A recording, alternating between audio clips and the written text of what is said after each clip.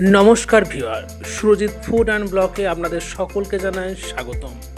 এখন যেহেতু শীতকাল, তাই বাজারে প্রচুর পরিমাণে কিন্তু সবজি পাওয়া যাচ্ছে। তাই আজকে আমি হাজির হয়ে গেছি একটি নতুন রেসিপি নিয়ে, যার নাম হলো মাছের মাথা দিয়ে বাঁধাকপির ঘন্ট। থাকছে অনেক টিপস অ্যান্ড ট্রিক্স। তার জন্য সর্বপ্রথম একটা বাঁধাকপি নিয়ে আমি ভালো করে কেটে পরিষ্কার করে ধুয়ে নিয়েছি। তারপর কড়াইয়ে দিয়ে দেব সামান্য লবণ দিয়ে সেদ্ধ করার জন্য। আপনারা চাইলে সেদ্ধ করার সময় একটু জল কিন্তু ব্যবহার করতে পারেন।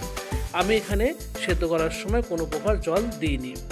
এরপর হচ্ছে মশলা পেস্ট করব। তার জন্য আমি টমেটো কুচি নিয়ে নিয়েছি, শুকনো লঙ্কা নিয়েছি 6টা মতন, আদা কোচানো, রসুন কোচানো, পেঁয়াজ কোচানো, সবগুলিকে একসঙ্গে ভালো করে আমি মিক্সার জারে মিক্স করে নেব। আপনারা চাইলে পাটায় কিন্তু বেটে নিতে পারেন।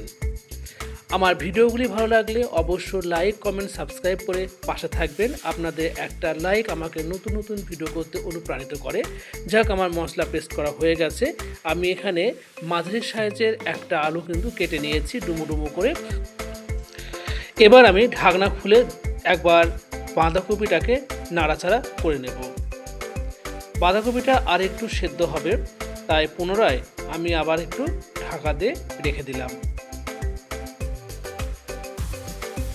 এই বাঁধাকপি দিয়ে অনেক রকমের কিন্তু পদ তৈরি করা যায়। আমি একে একে আপনাদের সামনে সেই ভিডিওগুলো নিয়ে আসবো।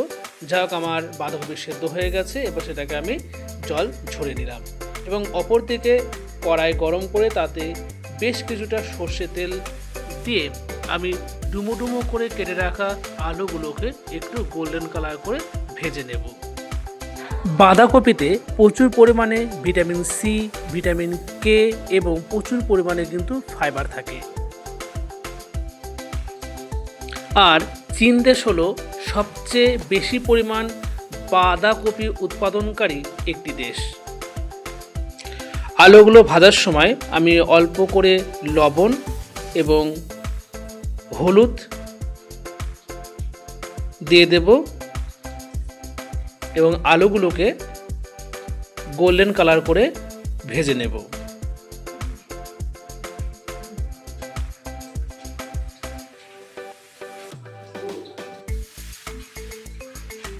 যাই হোক, আমার আলুগুলো গোল্ডেন কালার করে ভাজা হয়ে গেছে। এবার এগুলোকে আমি নামিয়ে নেব।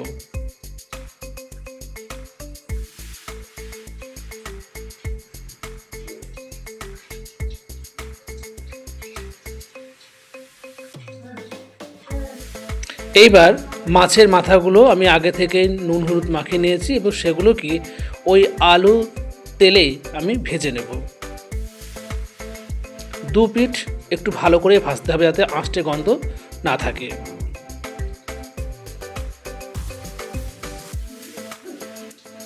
যাই হোক, আমার মাছের মাথাগুলো ভাজা হয়ে গেছে। আমি এবার তুলে নেব। এইভাবে আমি সব মাছটুকুই ভেজে নিয়েছি।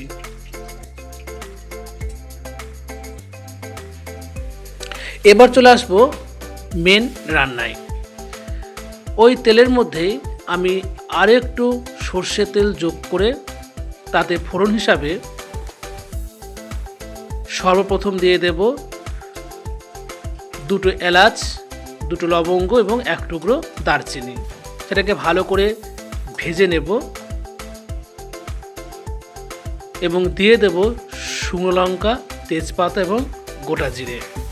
সেটাকেও ভালোভাবে আমি নাড়াচাড়া করে নেব। এবার দিয়ে দেব পেস্ট করে রাখা সেই মশলার মিশ্রণটা এবং সমস্ত উপকরণগুলি ভালো করে আমরা তেলের সঙ্গে মিশিয়ে নেব।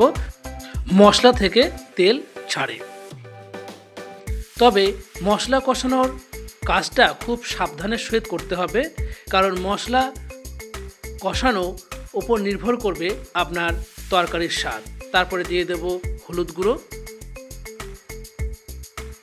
দেব স্বাদ অনুযায়ী লবণ এবং ভালো করে মিশিয়ে নেব। মশলা কষানো হয়ে গেছে। দিয়ে দেব মাছের মাথাগুলো। মাছের মাথাগুলোতে সঙ্গে মশলাটা ভালো করে মিশিয়ে নেব এবং মাছের মাথাগুলো ভেঙে দেব। যাক, মাছের মাথা আমার মশলার সঙ্গে কষানো হয়ে গেছে। তারপর ভেজে রাখা আলু আমি দিয়ে দেবো। দিয়ে মাছের মাথা এবং ভাজা আলুগুলোকে মশলার সঙ্গে কষিয়ে নেব।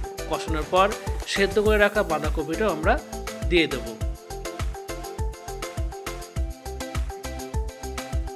এইবার সমস্ত উপকরণ বা মিশ্রণগুলি ভালো করে কিন্তু নাড়াচাড়া করতে হবে একটু সময় নিয়ে।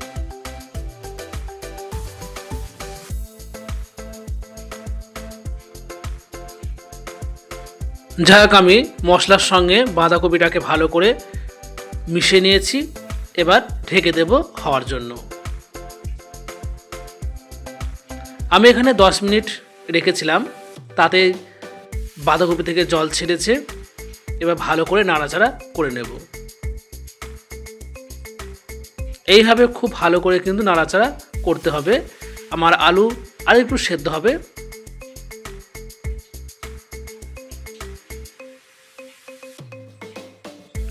যাক, আমি আবারও ঢেকে দেব। আবারও 10 মিনিট আমি রান্না করে নিয়েছি। এবার রান্না আমার প্রায় শেষের দিকে। আমি স্বাদ আনার জন্য দিয়ে দেবো আরেকটু লবণ।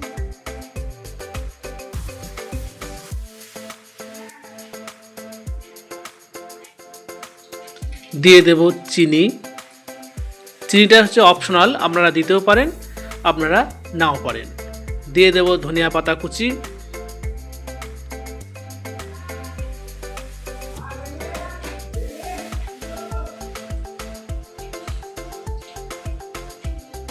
এবং দিয়ে দেব হাফ চামচ ঘি।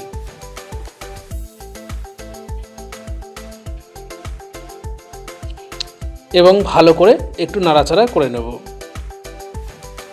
যাই হোক, আমাদের মাছের মাথা দিয়ে বাঁধাকপির ঘন্ট রেডি হয়ে গেছে। রুটি বা ভাতের সঙ্গে খুব ভালো লাগবে।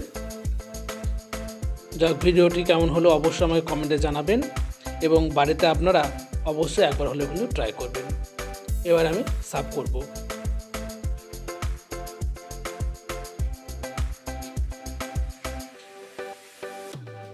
যাক, আজকের মতন এটুকুনি। আবার দেখা হবে অন্য কোনো নতুন রান্নার রেসিপি নিয়ে।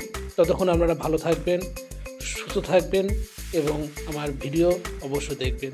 আজকে আসছি, নমস্কার।